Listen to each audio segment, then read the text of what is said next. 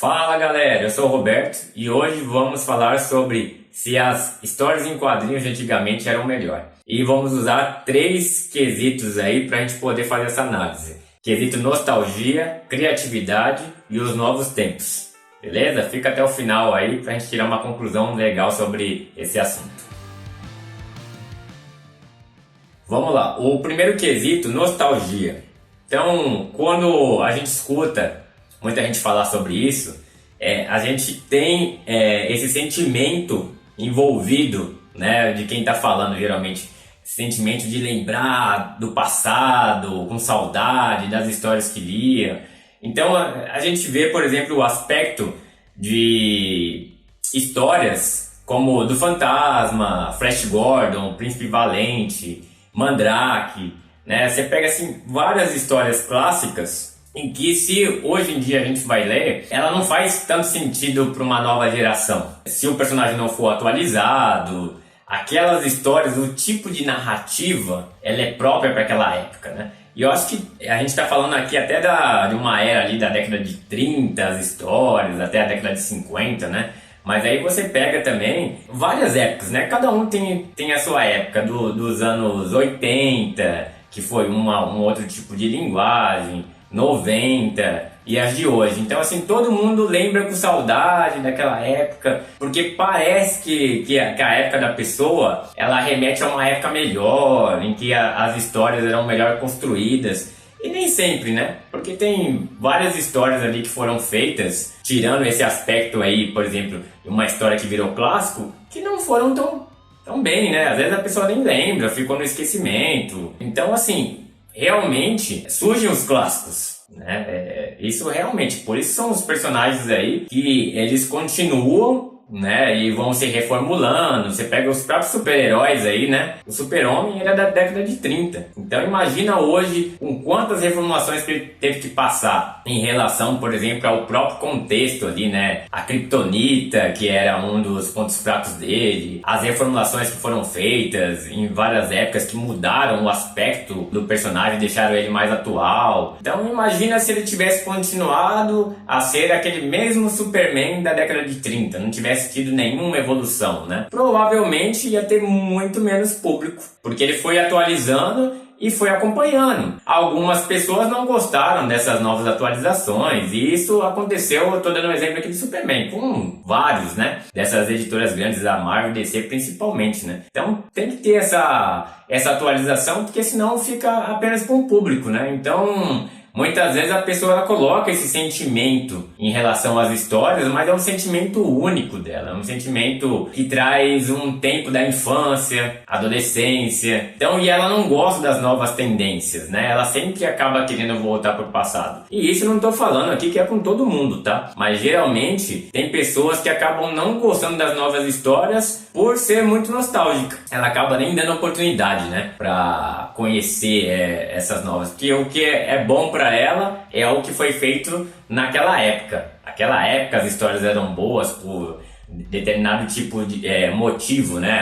Porque as histórias naquela época elas não eram tão violentas. As histórias naquela época elas colocavam uma visão assim mais positiva das coisas, não eram tão negativas em relação ao nosso meio, né? Então assim, uma série de fatores que geralmente sempre cai ali pelo sentimento da época que ela leu aquelas histórias. Segundo tópico, criatividade. A criatividade realmente ela tá em volta disso, porque é o seguinte, como dizia aí o Chacria, né? Nada se cria, tudo se copia. Então é claro que para você fazer algo completamente original, que nunca tenha visto em nenhum lugar, é muito difícil. Muito difícil hoje em dia para você pegar uma história e você falar assim, pô, essa história é 100% original, nunca vi nada parecido com isso antes. Então, até porque, às vezes, se você não tem algo parecido nas HQs, ela foi tirada de uma referência aí, de um livro, de um filme, né? Você vai atrás de outras mídias e você torna aquilo original para aquela mídia, que seria as histórias em quadrinhos, a nona arte, mas não necessariamente ela é completamente original, aquele conceito dela. Mas, aparentemente, a criatividade, assim, ela se perdeu. Então você vê muita coisa enlatada, né? Porque é lógico, você pode contar uma história que já foi feita antes, mas com uma nova roupagem e tal, mas o que está acontecendo é que você vê, assim, as histórias com uma narrativa muitas vezes fraca. Vamos dar um exemplo disso. Por que isso? Aí fala assim, por quê? Os grandes clássicos das HQs, né? Eu vejo assim os anos 80 não só como para as histórias em quadrinhos, mas para o cinema, para a música, para a literatura, assim, foi uma das últimas décadas aí da gente de um boom assim de criatividade no meio artístico completamente. E depois foi tendo a escassez e parece que hoje em dia as pessoas elas exigem menos, né? As pessoas da nova geração. Então o que acontece também de a pessoa que hoje em dia ela não tem tanta bagagem de leitura das HQs, ela pega uma nova história e ela vai gostar bastante, porque ela não conhece da onde aquilo foi baseado. E até porque, se a gente for analisar quais são os grandes clássicos da nossa era aqui, vamos colocar do século XXI. Vou dar um exemplo aqui das grandes editoras, né? A Marvel e da DC. Eu vejo da DC a Crise de Identidade como uma das melhores histórias, assim, que trouxe algo diferente. Eu não tinha visto algo parecido antes. Foi muito bem escrito. E eu pego a Marvel aí como o Guerra Civil foi algo diferente que o Mark Millar criou. Até Invasão Secreta, o Cerco ali tinha alguma coisa, né? Com Dinastia M também, alguma proposta pelo menos que não tinha visto tanto. Depois começou a cair mais do mesmo, pegar as grandes sagas só para vender bastante, colocar conflito entre os heróis. Aí acabou a fórmula se cansando, né? E a DC veio com uma crise atrás da outra que não fazia sentido, né? A Crise nas Infinitas Terras, que era a grande saga, né? Clássica dos anos 80, começaram a desfazer essa saga para tentar, acho que, colocar vários heróis ao mesmo tempo, porque isso vende bastante, essas reformulações, só que não fica como clássicos. Então assim, aí tem os Supremos também, que foi uma nova roupagem para os Vingadores, mas assim, são pouquíssimos de fato que ocorreram, né? Agora se você pega nos anos 80, né, os 90 ali também já não foi um tanto de decadência, né? São poucas coisas. Nos anos 80 a gente pega muitos clássicos, né? Tem o Demolidor do Frank Miller, a saga dele, que ele, né, o personagem estava indo super mal, ele revitalizou.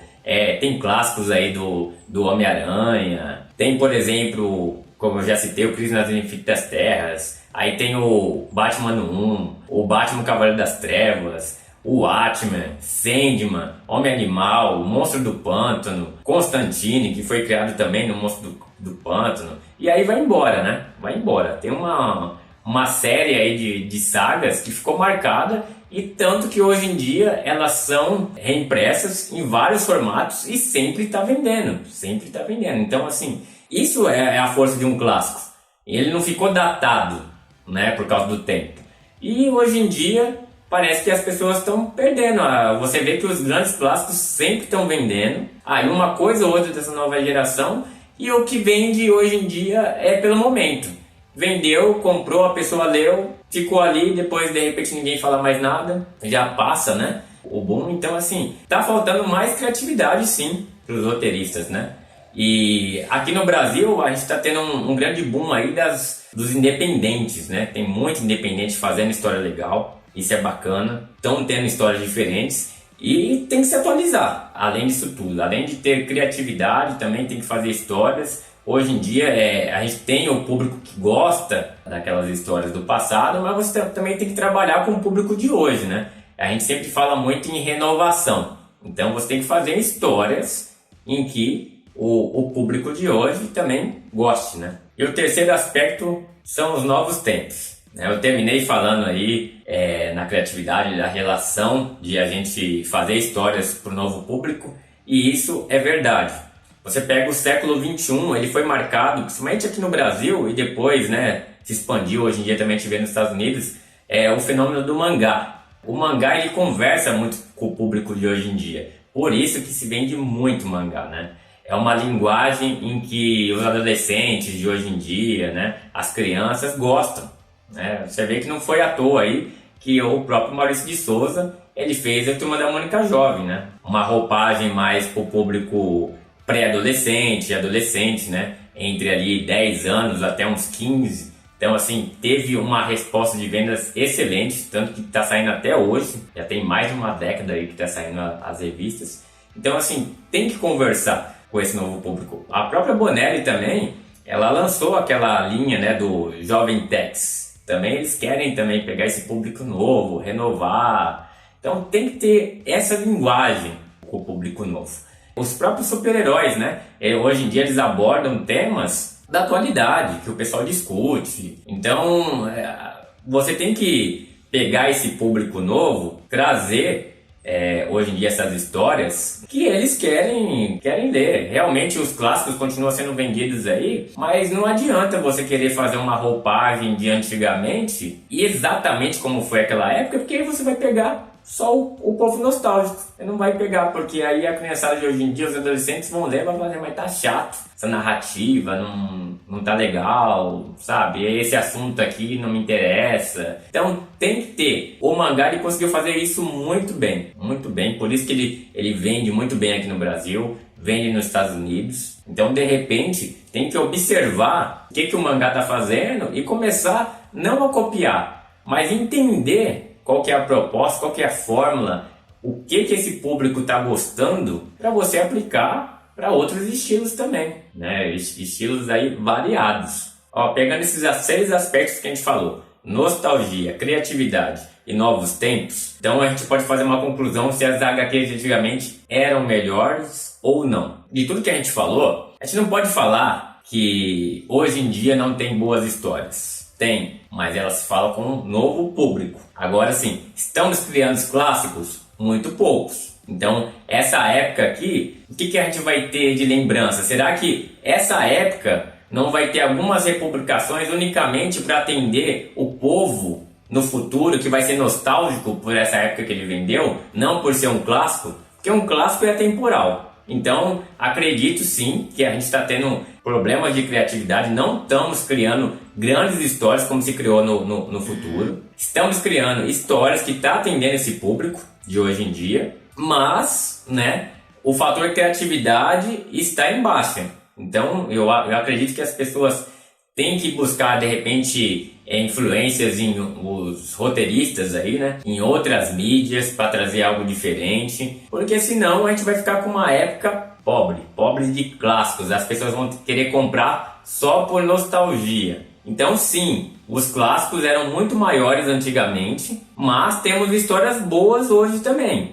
não tanto como naquela época. Então, no meu entender, sim, as histórias de antigamente eram melhores do que hoje em dia. Hoje em dia a gente tem um boom de quantidade de histórias, temos histórias boas, mas não temos histórias nos níveis que foram feitos no passado. Isso, eu falo, exatamente é um reflexo de você pegar os grandes clássicos. Compara os grandes clássicos até a década de 80 e o que é republicado hoje em dia e vende muito. E vamos comparar com os clássicos que foram feitos nas décadas seguintes. Eu acho que a gente sai perdendo de lavada.